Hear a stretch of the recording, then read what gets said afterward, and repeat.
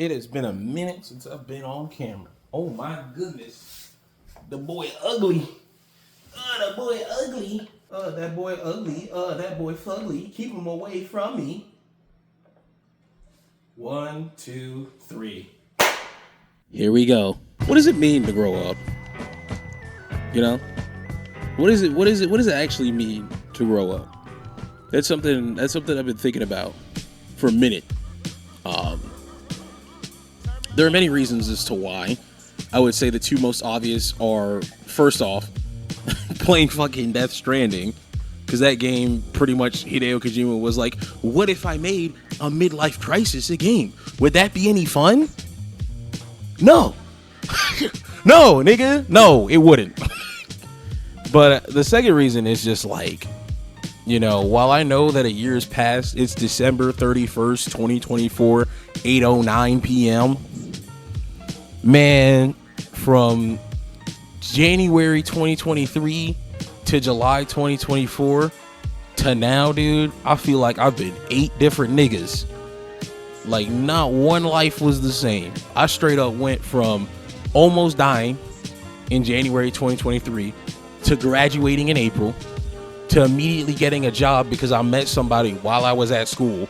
So now I got a job in June, no transition, you know, no grace period, no none of that. Just straight to work, straight to the labs, the depths, you know, straight into it, straight into the pathology lab that June. Like 9 days later, all of a sudden there's a woman in my life. 9 days, like 9 days after that. And you know, that relationship was cool. She was cool. We were watching Monster together. That's funny. Monsters Peak, by the way, you should watch it. I shouldn't need to tell you this.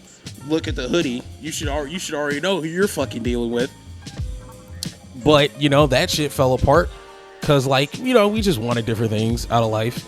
I didn't really want kids because I didn't know if I was going to go into med school yet or what else I was going to do with my life or just kind of in general. And she really wanted a big family. So, you know, we had a bunch of conversations about it like adults, which is really nice. You know, that's fun. Actually, you know, airing issues out before they get deeper. And we decided to amicably go our separate ways. And this is by August. By August, working full time, by the way. The limited training. I don't really know what I'm doing in my life, but I know that I'm still alive. Because living paycheck to paycheck, baby. But I'm kicking. I'm still alive and kicking. And then, you know, by September, there's another girl. Same thing happens, but like faster because I make that more known, more upfront. And also, like, her dad didn't really like the fact that I still listen to music. Again, I'm Muslim, by the way. I bet most of y'all didn't know that. But like, yeah, we're fast forwarding past this. Still working full time. And then by September, you know, my lab manager, she's talking to me, talk about some, hey man, you know, a bunch of shit's going on. Shit's going crazy. You know, you're gonna be on your own soon. Like you're gonna be able to text me, you know, email me, whatever. But like, you know, just the way certain circumstances I'm not gonna get into. That's her life. Like, I was gonna be on my own. And from October until January, I was basically, I'm not trying to overplay it, but basically almost the backbone of this lab. Like, even to the point where they told me after I was leaving the job that they were really glad and proud of how much I stepped up. Because I wasn't doing I wasn't a project leader. I wasn't a postdoc or nothing. But, like, what I was doing was basically making sure that experiments could even be run. That was my job. that was my job. It was 2 months of training, and all of a sudden I'm doing that shit. And then while I am on my own with, you know, one other coworker, particularly in December, because everybody was either going back to their home countries or, you know, celebrating the holiday, or they had all this PTO. I didn't. You know, I just signed on. I used whatever PTO to, you know, go fly back home for Eid and shit. You know, during that November, I'm like, hey man, you know what? I think I am going to try to go back to medical school. So then I shell out like $3,000 on like UWorld and all these books and shit, and like and all these other things that I need to prep. You know, I start doing applications and stuff. I said I buy my ticket. You know, I get my date. It was like May 15th or some shit. I don't remember. I'd have to check my calendar. I think it was May 15th. And I was just like, fuck it, I guess we're gonna do it. So now here I am. I'm on my own. I'm working full time. Still trying to see if I could be in a relationship for some reason. And then also studying for the MCAT. And then at that same time, I learned about the OSIG program. It's the Orthopedic Surgery Interest Group at my school, because I was no longer in school, and I was like, how am I going to shadow? And they were like, hey man, we have this program thing that allows you to shadow. So now after work, I'm shadowing in the same hospital I'm working at while studying for the MCAT. Basically, it's like 6 to 7.5 hours of straight up work, if not more, depending on like how much I actually needed to do, plus an extra 6 to 8 hours of studying, plus whatever shadowing I was doing during that month. Like, dude, I look back on some of this shit, I don't even know how I was doing this. I do not know. I can't fathom it. I was like it's shocking me even repeating this shit back to myself. And you're like, you know, and then I was doing all that shit on my own, full time, all this studying, all this shadowing, whatever I could do, because, you know, they had limited slots because they needed slots for other students. So you could only go certain times of the month with certain doctors. I'm doing all this shit. You know, I don't even know if I'm going to be able to compete with most students because I don't have any family in, like, you know, in medicine. I would be the first doctor in my family if I pull this off, you know. And then at the same time, people in my life are dying. I missed the first funeral. I don't miss the second. So now I'm flying back home, going back home because I don't want to be a piece of shit that's missing, you know, because I already missed the first one. And I was like, that made me feel horrendous. So now I'm making sure that I'm going back for, like, you know, the next few and trying to help out here and there, try to help out people here and there, you know, give money here and there, all this other stuff, all at the same time, all while living paycheck to paycheck. Then fucking, you know, April rolls around. I shave my head because I just could no longer deal with a bunch of stuff. Head bald as fuck, you know. And then in May, I'm taking an MCAT, and I take it and I leave, and it's just like, damn, now what? And then like a week and a half later, you know, renters companies talking like, your rent going up, motherfucker. That shit about to be $960 with a $32 service fee for that one bedroom that's 45 minutes away from everywhere you need to be at during the day. Plus the electric, plus the internet. So basically, that's my whole paycheck for the month. I would only have, like, I was already living paycheck to paycheck. This would have been like 2 paychecks being eaten up.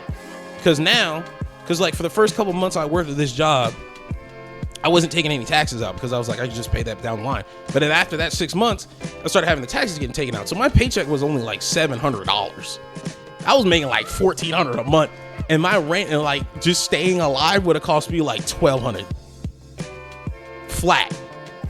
And I would need to have that $1,200 by the end of the month, and also somehow have the next $1,200 or most of the $1,200 by the next month. Like, that shit was actually crazy. So now I'm like, damn, I could either get, you know, another job, another side hustle to try to figure this shit out, or I could retreat back to home base. And I was just like, I can't, because like I'm still, now that I've stepped up into that, you know, position of doing that stuff on my own, I'm basically running that whole section of the lab by myself, like independent of everybody else. Of course, you know, I'm still asking questions, I'm still writing shit down, I'm still communicating with people. It's a lab, we're a team, that's how that works. But I'm running that shit by myself. That section is just me. And even when I was doing all that traveling back and forth, or going through all that bullshit, all that studying, I was still handling that because it was my fucking job. So now it's just like, now what do you do? What, do you have time for anything else? I guess I had a little bit more time now since I didn't need the extra 6 hours of studying. But it's like, do you really want that to be yet another job that's gonna pay you like shit? And so I just made the educated decision. I was like, by this July, when my fucking lease ends, I need to be home. Like, I gotta retreat to Mother Base or whatever, you know, back to the cave, nigga, back to the lab again. Uh-oh. you fucked up. You're like, you overextended yourself. Your talents weren't as good as you thought they were. So now you're back here. Mama's basement, baby. Don't even have a wall now, and I'm using a microphone on a tiny side table my friend gave me in my apartment with a Mayono mic on it, looking at my phone, praying that it doesn't run out of memory, talking to damn near nobody. And it's just like, dude, what the fuck? Like even by the time July hit, I didn't even, like, I just couldn't even fathom not being damn near dead every day. And now there's still a portion of me that doesn't really feel like I've left. Like, there's a portion of me, like, even though I'm back home, I'm back where like everything is and like all my original friends are and all that stuff. I'm back here, but I still feel like I'm far away. Like my brain hasn't corrected itself in the matter that it needs to. This is not a sponsor, but this is a lemon sparkling water. Hold up. Nigga. And it's just like, now what? Like that whole shit that I just told you, which was like the Cliff Notes version of what was actually going on, that shit doesn't even seem real. That shit seems like it was like 5 years ago. But even then, my body still hasn't like acclimated to just not being in that environment. So now it's like, I gotta work on all this other shit in my personal life, I guess. Because even though I'm so close, I'm still so far away. Does that make any sense? Does any of this make any sense? Probably not. Am I even gonna put this up? I think so. I'll probably put it up uncut too. I'm gonna leave all the pauses so you guys can really see take a look behind the curtain of how my videos are made and how much bullshit I need to cut out of them to make them even slightly comprehensible. But it's just like, yeah. It's like, have I grown since then? Am I better since then? Am I more mature? Am I more of an adult? Even with all that bullshit being said? I'm definitely getting ghosted by an adult. I must be the ugliest nigga alive, given the way these medical schools and jobs ain't gonna talk to me after these interviews and these applications. But it's just like, did I grow from that? Did I mature from that? In a lot of ways, I still feel like a kid. I'm still into video games. I still like anime. I still like, you know, making dumb jokes and giggling. I like D&D now and actually play it, which that could be seen as pretty childish, given the fact that that's basically imagination battles, but with rules. Like, am I more grown? Is this camera angle even good? I don't even know where I'm looking right now. There's 3 cameras on this phone. I hope I'm looking at you. Look me in my eye. Am I looking at you? I think so. But it's just like, you know, what even I'm trying to readjust my seating. I'm sorry. What even am I doing right now? Like, I've just been searching for work and purpose, I guess, for the last 6 months since July. Every day now is just like a series of applications, seeing people view my LinkedIn profile and getting fucking nowhere. Or even when I do get somewhere, still getting fucking nowhere. Like, even the University of Maryland ghosted me. That's just crazy, because I did an interview while I was still working at the University of Pittsburgh Medical College for that school. And they were like, yeah, you're pretty much doing everything we need you to do. And then they still ghosted my ass. And then they curved my medical school application. Like, boy, I'm from here. God damn, dude. Like damn, like, I can't even get the job that I was just doing. But with less, because now all I have to do is PCR of like basic like bacterial fucking secretions and shit, instead of actually harvesting tails from mice and managing like 19 to 21 different mouse lines, including generating new ones. Like, I don't even have to do all that shit anymore. And you guys are like, nah, actually, we don't need that. What? Oh, fuck, man. And then it's like, on the more personal side of things, trying to like reconnect with my friends and my brothers and my siblings and shit. Because when I was in Pittsburgh, I was basically in my own world. I didn't even text my own family for like months. Like, it was real bad. Like, my parents would call me like every week or every other week. But other than that, like, I was just on my own island, you know, trying to make it happen. Shit. Like, I don't know. I don't know why I did that. And like, it's on me now to try and like rebuild those connections. And some people might disagree. It might be like, but did they reach out to you? Phone works both ways. You know, oh, did they reach out? Oh, did this happen? Oh, did that happen? But it's like, at the end of the day, I'm the nigga who left. You know what I mean? Like, more of the responsibility has to land on me because I left.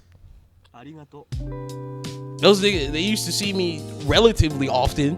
They knew at the very least I was here. If they wanted to invite me to do some shit, I was at least playing volleyball with them or just, you know, kicking it at their crib or whatever. But like, nigga, you left.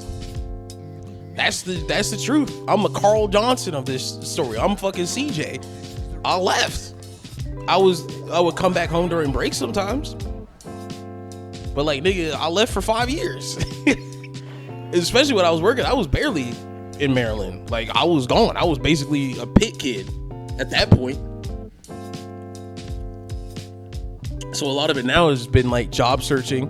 Of course, this, which is my new avenue to keep my brain stimulated because, you know, it's a different path line of thinking creatively. And of course, what I was just saying, you know, trying to reform those connections. That's why I was so willing to jump on my friend's D&D campaign, because I was like, I haven't seen this nigga consistently since like 2018, 2019 in a pre-COVID world, dude. That's crazy. And it's like, yeah, we all got lives now. Like, I left when we were borderline teenagers. We all got lives. Some of us are married. Some of us have kids. And it's just like, but it's like, I'm trying to reignite that spark, reignite that connection with my friends, you know what I mean? And it's really hard to do that when you're really shitty at texting. But I don't really have an excuse outside of being shitty at texting. So it's not an excuse. Like, nigga, you got a phone. You can text a nigga, what's up? If they don't text you back, at least you texted them, what's up? Like, at that point, I did my part. It's like, if you want to talk to me at that point, you want to talk to me or you don't. And that's just like, you don't know if somebody wants to talk to you or not until you actually reach out to them. You can't just like say nothing forever and just assume it's fine. It's not really good. And it's like that combined with this is what I'm mainly working on now. So of course, also looking for an actual job because I need money, please. But like, all that aside, one of the main reasons I started this was because of that realization from earlier that I really could not keep track of time. Like, the whole not texting my family for months, the whole not, you know, texting my friends for months to a year or like all this other shit that I was doing. It's because I was really losing track of time, which is why I started the stupid half-asses thing. Because I was like, Unis Honest helped me keep track of what actual, like, how much time was actually passing. You just have to blow up my messages right now. Don't do that shit. I really hope you didn't hear that. But that was teaching me, you know, how to properly keep track of time, and I lost sight of that, especially like during the pandemic and COVID and all this other bullshit that was happening. It just, like, it put me into almost a stasis mindset that, like, there's always tomorrow, you know, fuck it, I need to get these classes done, there's always tomorrow, I only got one opportunity, there's always tomorrow, da-da-da-da. And it's just like, that's not true. It's not true. You can't just push niggas away because, like, you assume you have all that time. It's just not healthy or nice, to be honest. I feel like people like try to dig too deep into it. Nigga, it's just not nice to not text a nigga you knew for most of your life for like a year. It's just not nice to do that. Even if you know, when you link up again, it's like nothing ever happened. But it's just not nice to not talk to somebody like that, and especially with, you know, all the steps we've made in communication as a species. Like before, if you didn't talk to a nigga for a year, that was because you didn't know if your mail made it to them, or if they were alive, or if they died at sea or some shit. You had no clue. You had to write a letter, send that bitch off, and hope it got there. Hope for a response 6 to 8 months later. It's just like, but now we got texted. Like I could have texted a nigga today. I could have texted a nigga yesterday. I could have texted a nigga before I started this. So it's just not nice. It's not cool, man. It isn't. And because I'm the one who left, I gotta be the one that, you know, takes charge of that. I gotta be the one that's trying to rebuild connection. You know what I mean? Because I'm the nigga that left. What was I talking about? I don't even know. Years, man. I'm fucking 26 now, dude. It's really scary to think about. Because I don't feel 26. A lot of me still feels like I'm fucking trapped in 2019. Like when I just left, I still feel 21, but it's just not true. I can't keep seeing time like that. Again, doubling back into why I started Half His Asses. I'm not talking into the mic at all. I hope you guys heard that. But yeah, you know, even when Half His Asses ends next August or whatever, I'm probably still gonna keep uploading after that, because I do like this avenue that I'm going down now, where the only rubric of grading, unlike when I was in school or even in the lab, you know, academic type shit, the only rubric for a grade exists in my own head. And of course, I guess what you guys watch, like, you know, what you guys find entertaining. A lot of you guys liked the Dragon Ball video, which is really cool. A lot of you guys who've seen the Death Stranding video like those videos. You know, we got a small, dedicated, very dedicated fan base to the Sorry We're Closed series. It's a solid 100 people that tune in every single fucking time, dude. But y'all love it, so it's just like, you know, that's the rubric I have to for judging these type of videos, and it's just a very interesting new thing for me to do, because I never really was creatively doing shit. I guess it was always just book. If you fail at book, go work job, drop out, make money, then come back to book. Like, that was just my entire life for 25 years. It's just, and it's cool now to be able to do this type of avenue and shit, because now I could feel the synapses in my brain developing. I could feel the new mental pathways that I wasn't using before. Something ashwagandha, nigga. Like, you know what I mean? You know what I mean? It's just like, it's cool to do something so different from what I was doing before. And I'm glad that, what are we at? 1,635 of you guys seem to enjoy it. At least some of what I make. And that's okay, because like some of the videos I do make because you guys want to see them. Of course, we're doing the wheel of suggestions until like January 15th, and it's still gonna come back, by the way. That's not just a one-time thing. It's good. The wheel's gonna come back, but you know, if I don't also make videos for myself, I'll burn out, because I'll no longer have fun. But I am having fun doing the wheel. Like, don't get it twisted. I do like your guys' input and asking me to do dumb shit like play Dark Souls 2, which I don't know why you guys want me to suffer so bad. Like why do you want me to have a bad time? I don't get it. But you know, thanks for that. Thanks for all, you know, the support, the coffee guys, I'm going to. I gotta make that more efficient, because the thing is, Coffee does a better split with the creators that use their site, but Patreon allows you to do more. So the reason I'm using Coffee right now is because it's a better split, but I might use Patreon eventually. But I like Coffee more because of that split. It's like you only give them 5%, where I think Patreon's like 15%. But Patreon actually allows you to upload your videos, but Coffee doesn't. But I'm figuring out other things that I could do. Like, I want to introduce more polls eventually. I want to have more input. Like, the people who support on Coffee always can add suggestions to the suggestion wheel. I want to do more Q&As and stuff that like involve you guys. So I'm just brainstorming stuff right now. Right now it's just the diet soda money corner. There's like that's what it is. This is not bought with that, by the way. But don't worry, I'm not laundering the money. I swear to God, it's just diet soda and thumbnail money. That is all that is. Because right now my thumbnails are shit. But if I get enough money, I know an artist by the name of Sleepy Bunny who made my thumbnails for the What's on These Japanese CD series, which is very old, but I had a lot of fun doing that as well.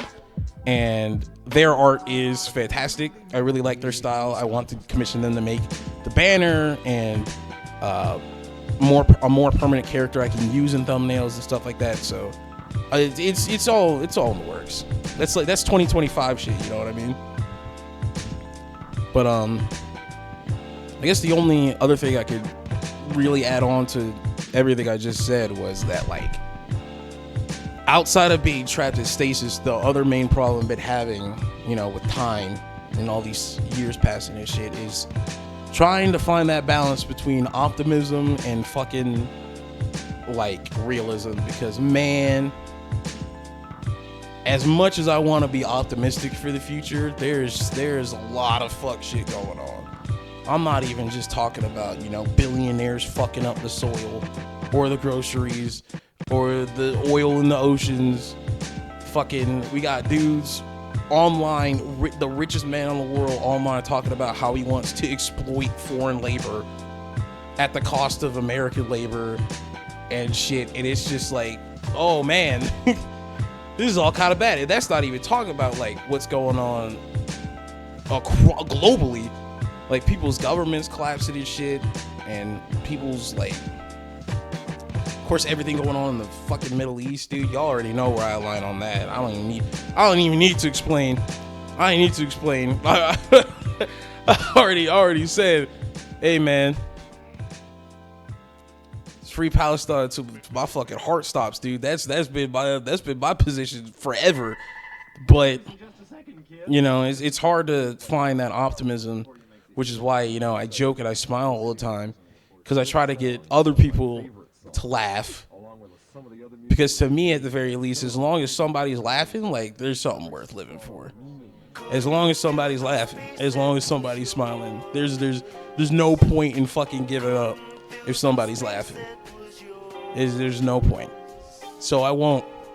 And I'm really trying hard not to be like negative as shit all the time, which was my main problem when I was a teenager and in my early 20s. I was a very big negative Nancy, but I'm working on it because I'm following that philosophy.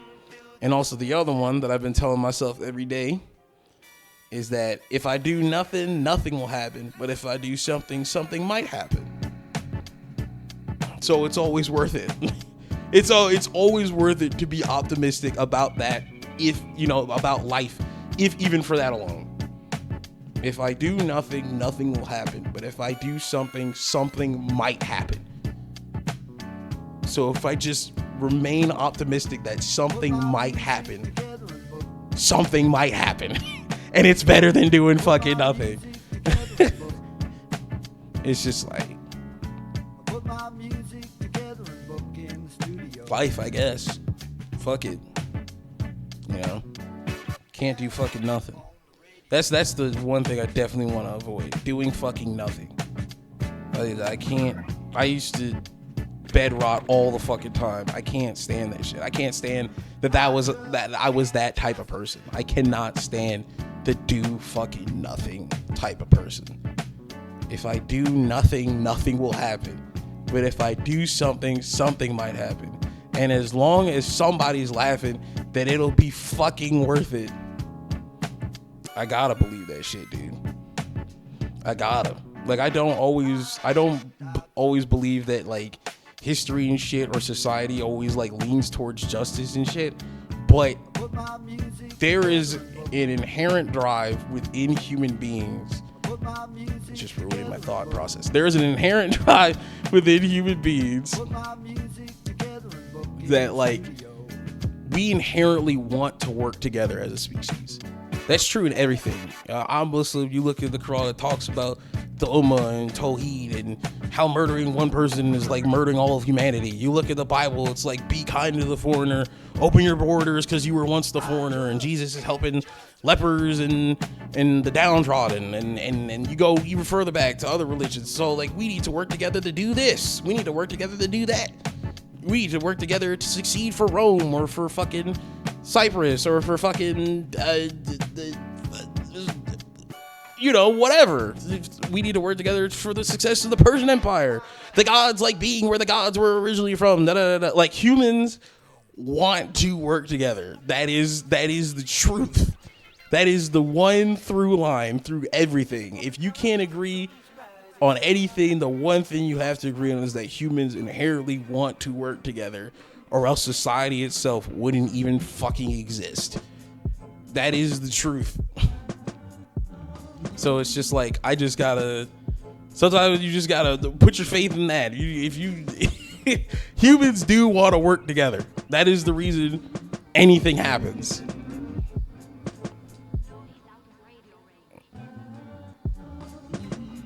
It's the reason anything happens. It's because humans inherently want to work together, even with prejudice is taught. You know what I mean? Selfishness is damn near taught. Racism is taught. All that shit is taught. You didn't fucking pop out the pussy hating people. That's not how it works. But one thing you were born with inherently is the ability to smile at other people. It's probably because we all want to work together. It's the one thing that reoccurs in almost damn near every philosophical fucking book or text. Even the people, even like anarchists and shit, they're like, oh, humans will naturally work together, so why even have a society? You know what I'm saying? Like, humans want to work together. It's the taught prejudices that get in the way, that were taught to us usually by sociopaths or rich people. Those two things tend to intertwine. That keep us separate from working together. Like, you could even go back to, even during the super racist, like, bad times, all those fucking great billionaire thinkers are all like, in the future, we'll be so advanced through working together, we won't even need to work. Like, even then, even racist fucking billionaire McGillicuddy was thinking like that. Humans want to work together, dude. It's just true. It's just true. Whether we'll always lean towards justice, that's up for debate. But humans inherently wanting to work together is a true thing. So if you want to be optimistic for anything coming in 2025, at least be optimistic in the fact that that is the constant. Groups of people want to work together. Even when you go back to them Neanderthals and shit. Some of those earliest Neanderthal graves we found were like people with healed wounds and buried with flowers. Humans want to work together. 2025, baby. I don't know how... I just spilled my drink myself. I don't know how this video is gonna end. This video is 33 minutes long of me just fucking rambling. This shit is probably incomprehensible as hell. But you know what? It's going up raw, baby. It's going up raw. Okay. This is how my videos are made. And then I cut them down to 4 minutes. That's exactly fucking why.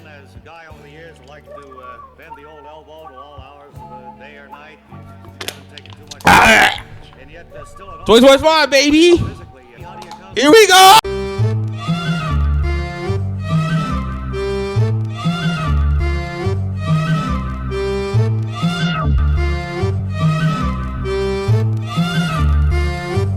Double Remember back when you got it made, 30 racks of weed, no fat in the collard greens.